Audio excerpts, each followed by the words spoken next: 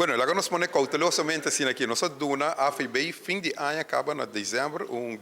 luz verde em caso aqui que eu vejo lobaidor tem. Nós antecipar que nós lo porta bata full claro. Lamentavelmente tem algum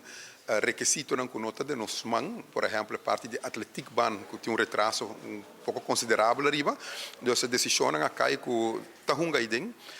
E outro requisito de CONCACAF é 800 lux, que é bom que o estadião nós estamos jogando bela, mas sempre de 150 lux.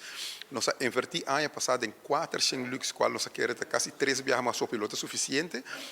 Com o início de ano de januário, ora mi mês era único CONCACAF também, o resultado é mínimo, eigenlijk tá 1000, pero não está aprovado 800 lux. Nós precisamos fazer uma extra inversão de hopi luz adicional para por alcançar alrededor de 900 luz, nós estamos arriba 800, arriba mínimo que não lota aceitar, e extra luz está chegando até final de abril,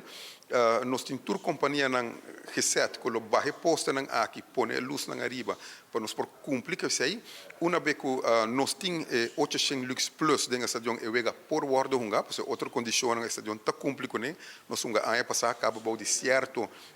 requisito não tem boa colaboração com CONCACAF/FIFA. Pois para bisa para o vega lobaidor na Ruba, o estadião lo nota full claro, nos desejos tá para inaugurar oficial que o vega Ruba Corsol com o estadião e com tour turcos claro, pero nós também sempre tem viagem em força maior, botem com deal com sei, percorrer para o vega baidor e me tá querer nós lo ser estadião back despedir vega de 8 de junho para nos dedicar na track and field que também é hobby custoso e um trabalho hobby específico com um slope de 0.1 que não está fácil para fazer, pero nós está percorrendo para 2 lunas depois de 6, nós podemos que a estação está completamente clara e no momento eu percorrer também, nós temos uma conversação com a AVB, nós mesmo temos certo networking lá, para quizás poder ter um time internacional para uma seleção de Aruba e também nossa papel com a Federação de Atlético para também buscar um networking, com a banda de fazer algo bonito para futebol,